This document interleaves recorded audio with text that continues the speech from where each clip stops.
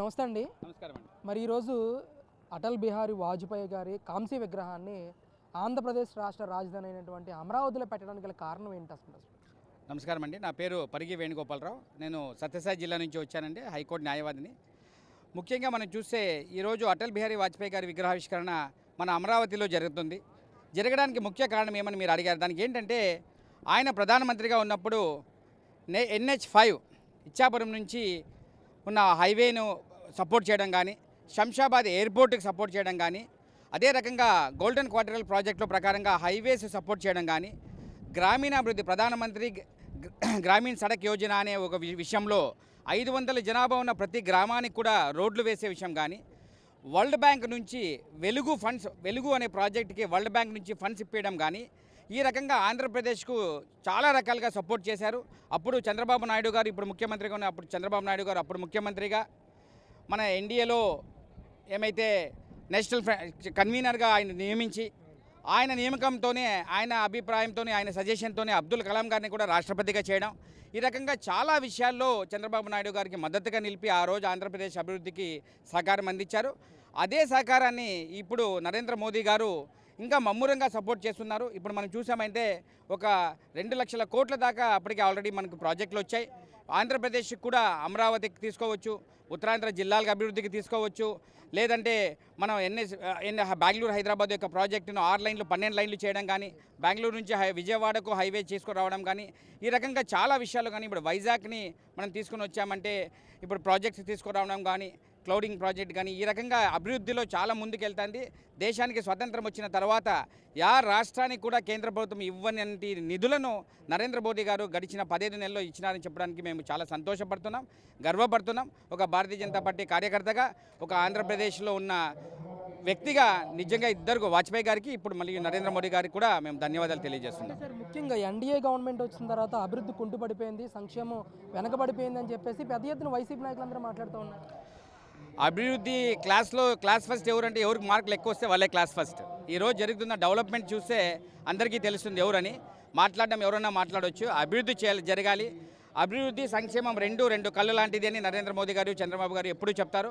అదే రకంగా పవన్ కళ్యాణ్ గారు, మా రాష్ట్ర అధ్యక్షులు మాధవన్న గారు కూడా చెప్తారు. ఆ రకంగా ఒక పక్క అభివృద్ధిని తీసుకొని వస్తూ ప్రాజెక్ట్స్ రావడంతో సంపద సృష్టించాలి, ఆ సంపదతో అవసరమైన వాళ్ళకి నీడీకి హెల్ప్ చేయాలనేది సిద్ధాంతం. అందుకే సూపర్ 6 ప్రాజెక్ట్స్ కూడా మేము అనంతపురం జిల్లాలో సూపర్ 6 అనే ప్రాజెక్ట్ కూడా మా కార్యక్రమం కూడా చేసి ఏమేమి అభివృద్ధి జరిగింది కూడా చెప్పడం జరిగింది.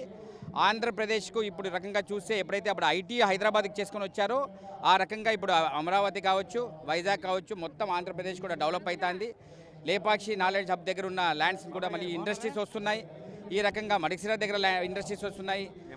తర్వాత ఏమైతే మన ఆర్మీ రిలేటెడ్ ప్రాజెక్ట్స్ వస్తున్నాయి, ఈ రకంగా సోలార్ ప్రాజెక్ట్స్ వస్తున్నాయి. ప్రతి ఒక్క రంగంలో కూడా చాలా అభివృద్ధి జరుగుతుంది. అంటే ముఖ్యంగా జగన్మోహన్ రెడ్డి గారు మాట్లాడుతూ ఉన్నారు, మెడికల్ కాలేజీలకు సంబంధించి డైరెక్ట్ అల్టిమేటం జారీ చేస్తున్నారు. పీపీపీ పద్ధతుల్లో ఎవరన్నా కానీ వచ్చి కాంట్రాక్ట్స్ తీసుకుంటే ఖచ్చితంగా 2 నెలల్లో మేము అధికారంలోకి వచ్చిన తర్వాత వాళ్ళని అరెస్ట్ చేస్తామని చెప్పేసి డైరెక్ట్గా వార్నింగ్ ఇస్తూ ఉన్నారు జగన్మోహన్ రెడ్డి గారు. ఇది ఎంతవరకు కరెక్ట్ అంటారు సార్? మనం భారత రాజ్యాంగ నిర్మాత అయిన డాక్టర్ బాబాసాహెబ్ అంబేద్కర్ రచించిన రాజ్యాంగాన్ని ఫాలో అవుతున్నాం. అభివృద్ధి అనేది ఎవరైతే చేస్తున్నారో, PPP అంటే ఏంటి? Public private partnership. ప్రభుత్వము ప్రైవేట్ వాళ్ళు ఒప్పందం చేసుకొని ఇప్పుడు మనం హైవేస్ చేస్తాం. హైవేస్ అన్ని ప్రభుత్వమే చేయాలంటే ఎన్ని సంవత్సరాలు పడుతుంది? ఆ హైవేస్ అన్ని ఏండ్లు వాళ్ళకి మెయింటెనెన్స్ ఉంటుంది, తర్వాత ప్రభుత్వానికే వస్తుంది. అది చక్కగా చంద్రబాబు గారు చెప్పారు, పవన్ కళ్యాణ్ గారు చెప్పారు, మాధవన్ గారు చెప్పారు, సత్యకుమార్ యాదవ్ గారు ఆరోగ్య శాఖ మంత్రి చెప్పారు. పార్లమెంట్ స్థాయి కమిటీ, సమాజ్వాదీ పార్టీ ఎంపీ అయిన పార్లమెంట్ స్థాయి కమిటీ దాని వాళ్ళ అధ్యక్షత ఇచ్చిన వాళ్ళు చెప్పారు. సుప్రీంకోర్టు కూడా చెప్పింది. అందరూ చెప్పినా కూడా మనం వినడం లేదు అంటే ఆ మొండితనానికి ఎవరు ఆన్సర్ ఇవ్వలేరు. ప్రజలు మన లాస్ట్ టైం ఆన్సర్ ఇచ్చారు. సో అది కూడా పోతుందన్నమాట. అంటే కోటి సంతకాలను సేకరణ చేసి ఈరోజు గవర్నర్ గారిని కలవడం కానీ, రాష్ట్ర ప్రజల్లో ఈ మెడికల్ కాలేజీలన్నీ కూడా ప్రైవేట్ వ్యక్తులకు అమ్మేస్తున్నారు అనే ఒక నినాదాన్ని జగన్మోహన్ రెడ్డి గారు తీసుకెళ్లడంలో సక్సెస్ అయ్యారంటారు?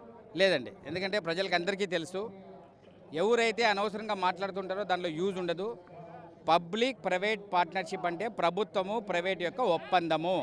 కాబట్టి ఇంతకుముందు ఏమైతే వాళ్ళు ఫండ్స్ తీసుకొని వచ్చి డెవలప్మెంట్ చేయాలనో చేయలేదు, హాస్పిటల్స్ డెవలప్మెంట్ చేయడం లేదు. కాబట్టే ఈరోజు ప్రైవేట్ వ్యక్తులు కాక అవసరం పడింది. వాళ్ళు పార్ట్నర్షిప్ చేస్తారు, కొన్ని రోజులు మెయింటైన్ చేసి వెళ్ళిపోతారు అంతే.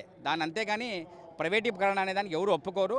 ఆ ప్రైవేటీకరణ అనే వర్డ్ కూడా లేదు దానిలో ఆయన ఏమీ సక్సెస్ఫుల్ కాలేదు. ప్రతిపక్ష పార్టీ అనే వాళ్ళు బాధ్యతాయుతంగా ఉంటేనే ప్రజలు దాన్ని యాక్సెప్ట్ చేస్తారు. కానీ ఇలాంటి మాటలు చేయడం వల్ల ఇంకా వాళ్ళ ఇమేజ్ తగ్గుతూ ఉంది, ఇంకా గ్రాఫ్ తగ్గిపోతుందండి.